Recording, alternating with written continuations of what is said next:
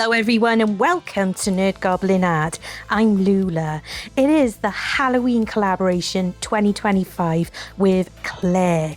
Now this started out life as a fairy house, but I found it in the local tip shop. Now I'm assuming there used to be a light fixture in there, and that's where like the solar panel used to live. So we sprayed it black, just a normal black primer. So what I'm going to do is I want to turn this into a bit of a witch's type cottage. Now the fairies on the side I'm going to be transforming into like witch nymphs. Yes, I think I said that right. Nymphs.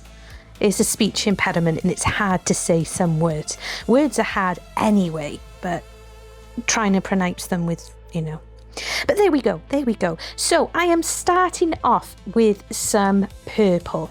Now those are dioxazine purple. I have also got out some white, and this is it's actually a grainer brush. I couldn't think of the name, and it's a Princeton.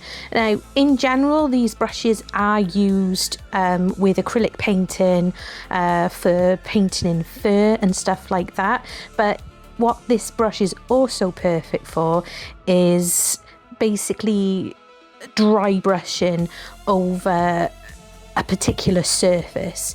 Now this fairy house it is quite textured. One of those, like, I think that these kind of fairy houses are actually a little bit pricey when you first buy them. But I paid £1 for it in the charity shop, which is cool. So yeah, so it's quite textured, quite detailed, which is nice. It's something nice to play with. And my vision for this is having it in like the lovely purples with some highlights, and you'll see as I go that I will bring that colour of the purple forward a little bit. I'm only going to be essentially showing you how I paint the front of the house and the roof as well, just by adding in some layers. I will do the sides and the back off camera, because otherwise this video would have been... Well, I basically worked on this house from around 8:30 in the morning till something like 1:30 in the afternoon. So it was, it was a pretty good, a good long job. That's what she said. I can't believe it. Anyway, so as you can see, I'm working up, and I've also got some titanium white on my tile as well, and I've started to introduce that to the dioxazine purple. And if you happen to go into places a bit too on the bright side, you can always tone it back. You either wait for it to dry, or you can wet brush. Wet on wet, I should say. It tends to work. It does tend to work, because the dioxazine purple, it is so dark purple, it almost looks black in some instances. I've actually got two versions of dioxazine purple on my tile. One is the Matisse, that's an Australian heavy body, and the other one is a student grade, and it's Sanlier Abstract. I thought I'd put the two on my tile just to see the difference a bit, and I hadn't realised that my Matisse is actually running very low, and I will have to order more, because I do particularly like that brand of the dioxazine purple. So there we go. I'm adding more of the highlights on the edges of things, and as you can see there on that windowsill, I went a little bit too bright, so I'm just knocking it back. As I said, just go into your darker colour and you can knock it back quite easily. It is just a case of stopping, looking, if you're happy or not. I was considering having the door in the same colour as the building, but I have decided at this point that I do want it to look like a wooden door, so we'll be seeing to that shortly as well. And once again, I've gone in a little bit too bright on that area, but as you can see, I'm just knocking that back a bit by mainly going into the Dioxazine purple again. So yeah, it's just a good rough brush. Nice rough brush. And taking advantage really, because it is really very nice to paint on something that has got a lot of texture to it. So this is a collaboration, and it has been set up by Claire from Claire's Crafty Corner, and there is a playlist listed below, and I really do hope that you support everybody and watch at your leisure. I'm pretty sure there's going to be a fair few videos, so enjoy it and have fun with watching them and supporting other artists. So I'm just moved around onto the roof, and I will be putting lights into this piece as well, and we're going to make something to basically disguise or add some kind of interest to where that hole is, and have access as well for having the lights. And I'll be using fairy lights. They're just battery operated, but I want to be able to have access to that battery pack, in the case of changing the batteries, and being able to obviously turn it on and off, because they won't last forever otherwise if it's always on. So I'm going into more of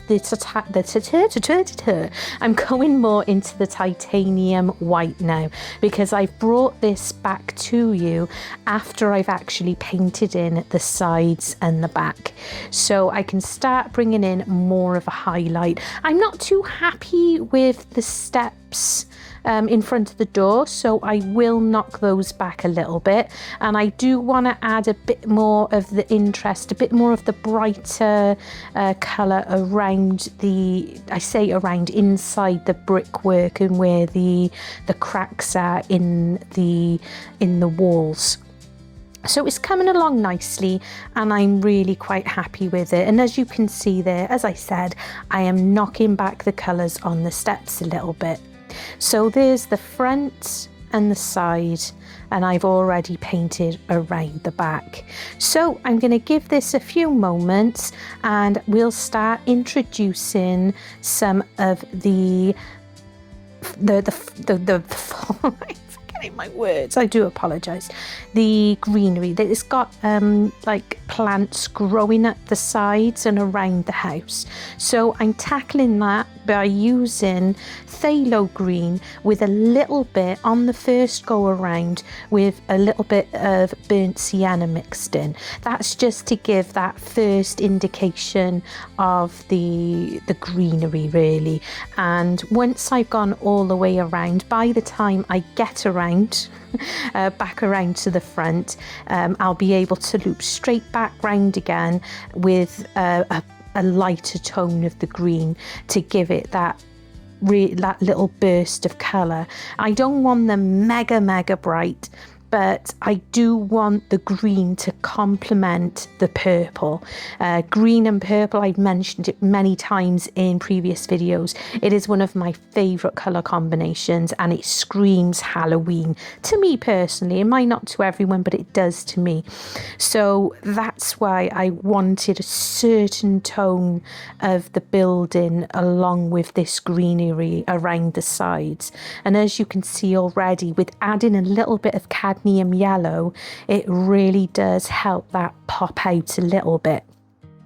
And of course, because we're essentially dry brushing all the way around, you don't want to undo the depth that you've already created by having the black and then adding on the green with the burnt sienna, and then we start lightening on top. So don't go crazy with this type of thing.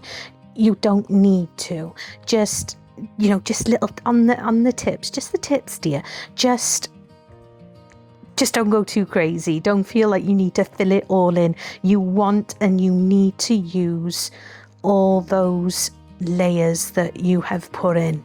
And I think that's looking really, really cool.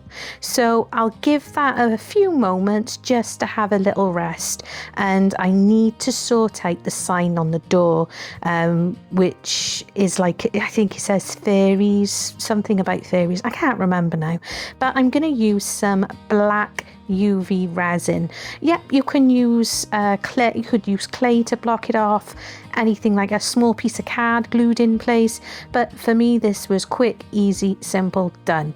Couple of moments, that's all it takes, because of course this is proper black UV resin by J Diction, and it just takes a few moments. I initially use my torch and then I put my lamp over the top, and there it is, the sign with the, you know, fairies welcome, I think it was.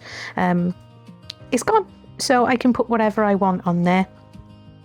And there we go. So now I'm going to come into the door. So I'm just mixing in some of the burnt sienna, and I don't know why, but the burnt sienna name keeps escaping my brain.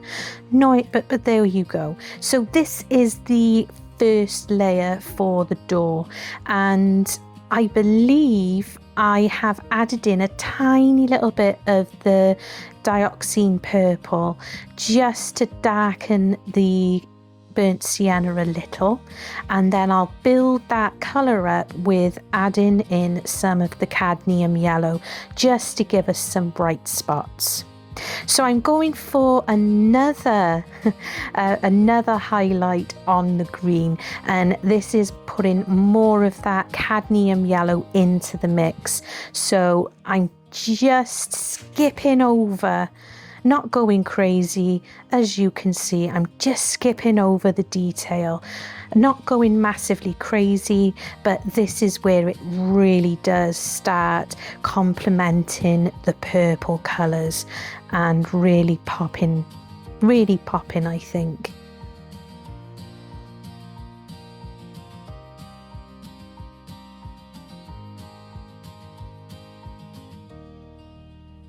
I'd only just noticed there that it looked like what appeared to be a little hook of vine coming out. So I just thought I'd quickly pop a little bit of a highlight onto there.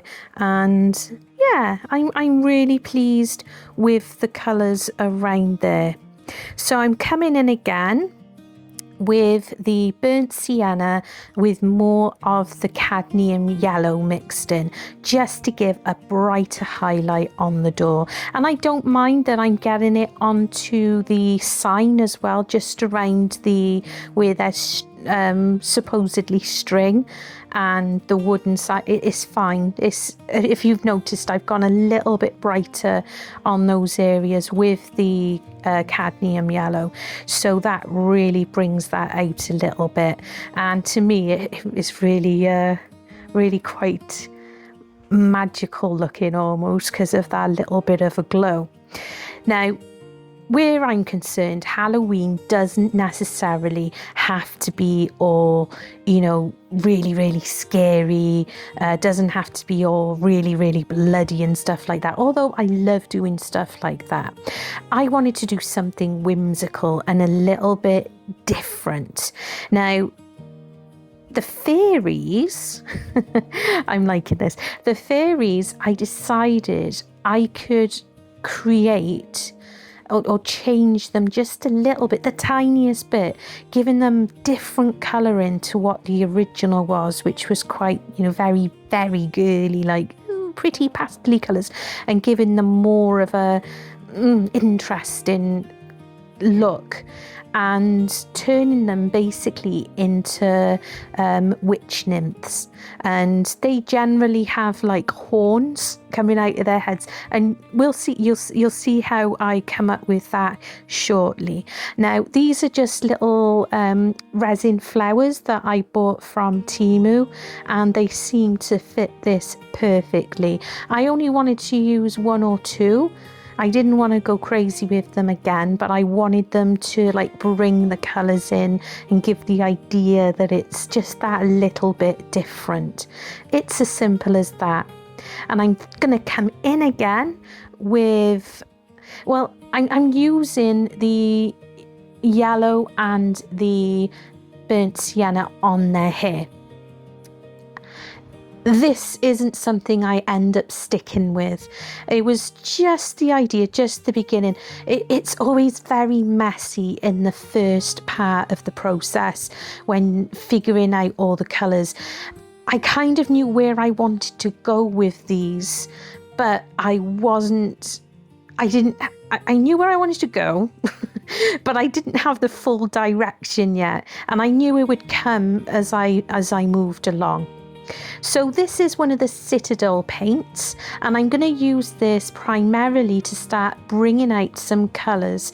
And again, because of having that purple tone to the house, I wanted to give these nymphs a bit of another like a contrast. It's a very bright icy kind of blue, and it'll kind of make the piece pop a little bit. And we're going to be adding some highlights of this blue. I'm going to be introducing a blue turquoise as well. I don't believe I show you that colour when I'm putting it out. I don't believe I did film that, but I do also, I'll let you know when I start using the blue turquoise, which is a really lovely colour by Peebo. You can get all sorts of different colours. You know, you could just add white to the Citadel that I just showed you, but sometimes there's some tones that, you know, if you've got it, use it, I say. So I'm just working around the outfit, and as you can see, I'm just starting to add a few of the brighter highlights to the nymphs' outfits, and it's just a case of building it up because we're painting onto the black. Yeah, you could potentially have sprayed or painted them white to help you bring out the colours, but if you're using more heavy body paints and good quality paints, that isn't really need, because the black really can help. The way acrylic paints work is that you start dark and work your way bright. So it makes sense, it does make sense to start this way. So I'm just going to start bringing out the colours a little bit of the blue turquoise. That's what I have now put out. It's a little bit more intense than the Citadel colour that I started using, but what the Citadel colour was perfect for was giving me a bit of a base to work from, and then I could start working out in my head the direction I wanted to go with the colours. And one of my subscribers, Byron, I was thinking of a little nod to Byron as well, because he loves his Disney, and I was thinking a little bit of Cinderella blue and such as that. So I think this works really lovely as a bit of a Cinderella blue, and the irony of it being on, little witches nymphs. So I'm just doing as I was doing exactly with the house. I'm just pulling the colours forward, and it is best. In this process, I do think that the skin was probably going to be the last and final part that we do. And I know it looks really strange, but you have to trust the process, because if you do some part, you end up having to do more work afterwards, because That's what I'm saying. You do end up doing more work afterwards because you're not going to be as tidy. You're not going to be able to be, well, I'm not able to be as tidy with dry brushing and creating the effects on the actual outfits that they're wearing. So again, you treat it like you're moving forward. Now, I decided to go for pink for the hair, and it's quite easy to go over, and to be honest with you, I think having that yellow first on their hair, I think it helped with this pink horror to help it pop a little bit more. I think it really helped it along and gave it a really cool tone. And I will add some titanium white once that's had a minute to dry. It doesn't take long to dry. These paints do dry really quite quickly. So for a bit of a highlight on the hair, I'll add a little bit of titanium white to the pink horror. And we can also then add another element of a bit of a bright colour to it as well. So just mixing it, and once again, as you can see, I'm using still using the same kitchen roll to take off any excess paint. And as you can see as well, I have changed down the size of the brush because these little nints I needed to be able to have a bit more control with the brush. And this is just my Arrtx Opus. It's a dry brushing brush. It is a really good brush to use. I'm also going to introduce that pink to the edges of their wings. Now this is that little extra bit of pop that we're going to give the pink. It is Holbein, and this is a luminous pink, and it is a crazy pink. The Holbein range it is a heavy body paint, and they can be quite expensive. Just use tiny amounts, in my personal opinion. Use the smaller amounts and you really get a lot from them. As you can see there, just put a little bit on and absolutely popped out. They're absolutely gorgeous. And like I said, where I go with Halloween, I want to do slightly different, just slightly different. And doesn't that look beautiful on the edges of the wings, bringing out those brighter colours towards the edges. The idea is that in my imagination, the witch nymphs, they look very, very lovely. They really do. I'm moving on to skin tones now. And again, trust the process. The first layer is going to look really ugly, but after 2 layers, it's going to look aces. Honestly, I promise. But anyway, they look all lovely and very beautiful and such. But that's just to get you to come into their house. Yes, you don't want to go in their house. No. And you'll see that, and you'll see towards the end of the make why not. So there you go. So as I said, the first layer of the skin tone is going to look a little bit scary because we have to work in layers. It's all I go on about, isn't it? Layers. But it really, really works. And even I, at this point, when I was brushing this first layer on, I was like, I don't think this is going to work. I missed something. Have I forgotten to do something? But no, it was just a case of being patient and needing to do at least the 2 layers with this particular colour. And as usual, I will make sure that I list any colours I've used in my description box below, so that if you're looking to do something the same, similar, you've got that. So this is after 2 layers, and then I'm just using a slightly lighter tone just to kick up a little bit of a highlight on the skin. So this is how I'm going to create the horns on the side of their heads. These are little nail art snakes, and I've just kind of chopped its head off at an angle. I just figured this was a little bit easier than trying to create something potentially with clay, because it's very, very small and fiddly. So I decided that they would be absolutely perfect to have as the horns off the sides of their heads. Oh, shush. It worked in my head, and I think it looks really good. And it meant that I didn't have to try and create something extremely tiny and fiddly.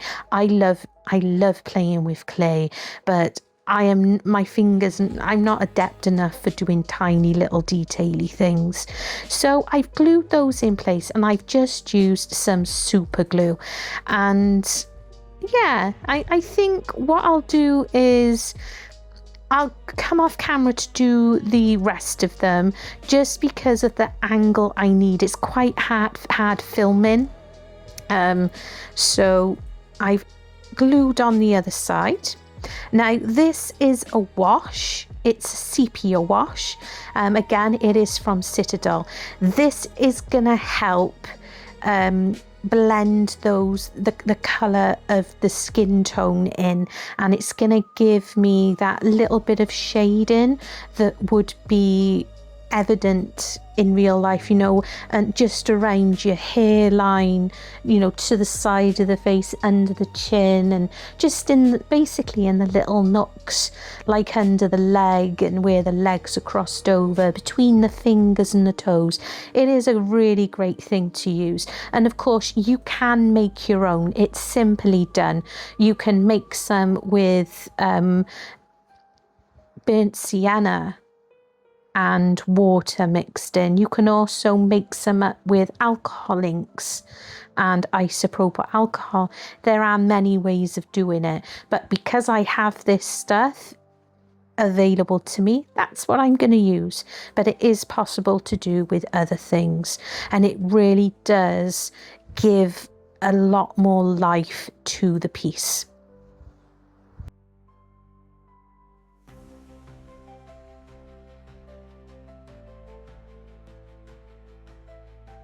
So how is everybody doing?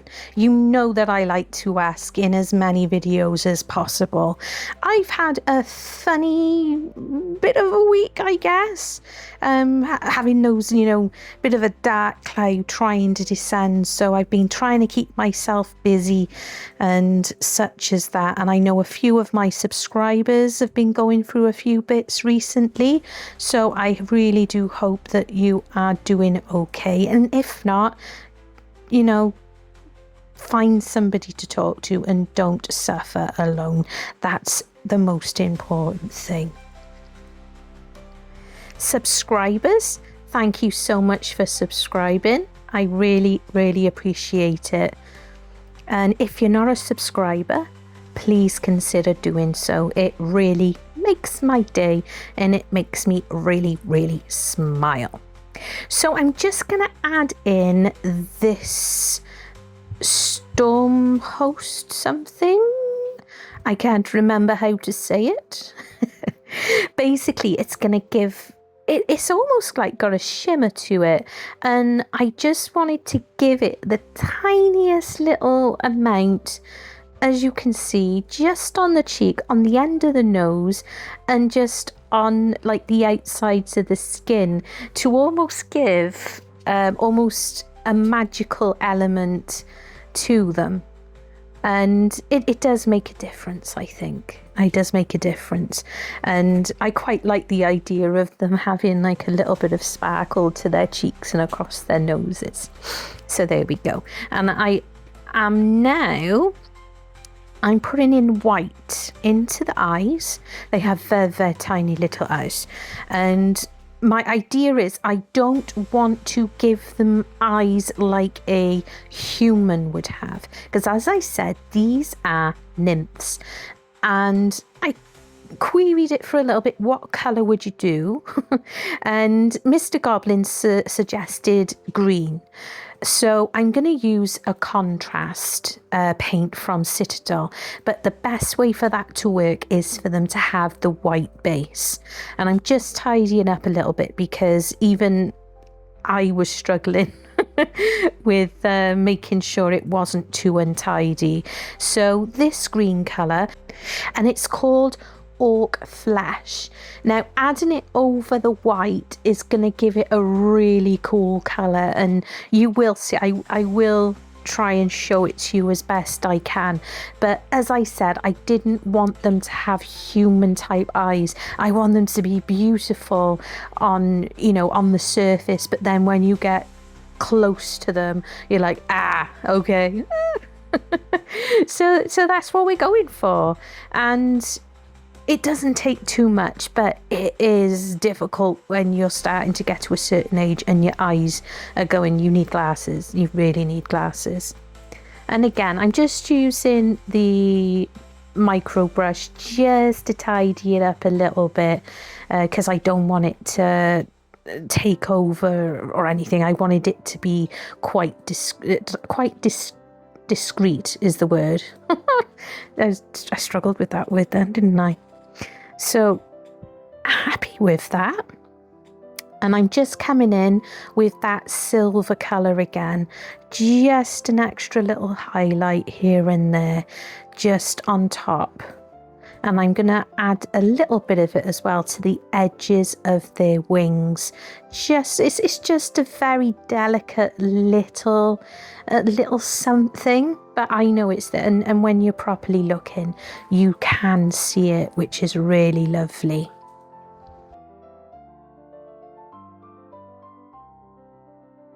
Okay, so we're going to move on now to the roof. And I've placed some lights in there. These are just your fairy lights that you can get from Temu. And I've painted on just black paint, and I've done it on the outside, a cat and like some figures like looking like they're trying to reach out at the window. And I decided not to film it because I wanted more of a reveal towards the end. Now, I need to create something to block off this big hole in the roof. But I need it to give access to that battery pack, which I have glued in place on that ledge. So these are a bunch of lollipop sticks that I've had sitting on my desk that I use for stirring and stuff. So I like to reuse things as much as possible. And I'm just using my snippers to give me more of a controlled break. And they work really good for stuff like that. So I'm just going to create almost like a repair job that has been done by, you know, these nymphs. But what I'm going to do is we're going to use some magnets, some small magnets attached to the wooden slats that will be out of sight. I'll show you in a moment. And then we're able just to lift it on and off for being able to access the light and change batteries, or if they run out at all, we can just pull them out. And because I use the glue gun, you know, it is stuck in place, but it would only take a little pull really to get that light out and replace it. So they're just tiny little magnets. I think I found them on Amazon. They're just a little box, and you get like 30 tiny little ones. But they're really small. They're not massively powerful. They're not massively powerful, but they do the trick. But so I'm gonna add on 2 in each corner and just build up this this piece of, I did consider actually building almost like a little like extension, like a little attic space extension. I was like, no, there's plenty of stuff on this piece, so let's just go a little bit more simple. And yeah, So there we go, and I'm using my glue gun now as well. I had been using the super glue quite a bit, but this was a lot quicker for me personally. So the super glue is all right, but when you want to you know, stick it down and move your hand away within a few moments, that's what works great.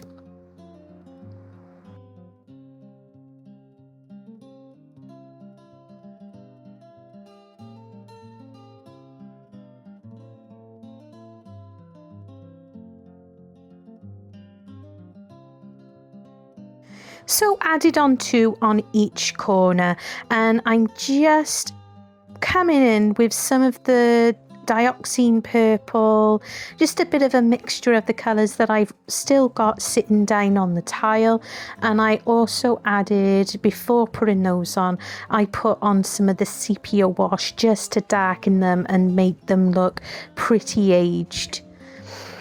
So there we go, I'm done. It's finished. I added a few last little embellishments, like the little pumpkins and a little note on the door that says free pumpkins. And as you can see there, we're lit up and we've got a figure in the top window, and we got a little cat in the window. On that one there's another figure like reaching for the window. So let them out.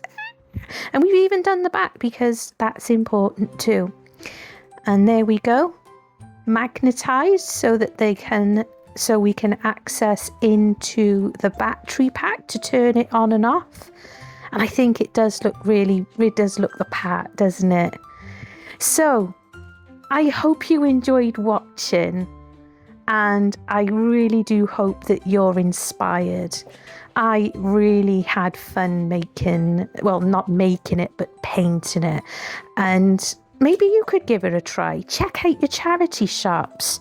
And don't forget to check out the playlist down below. Have a great day. Love you and stay weird.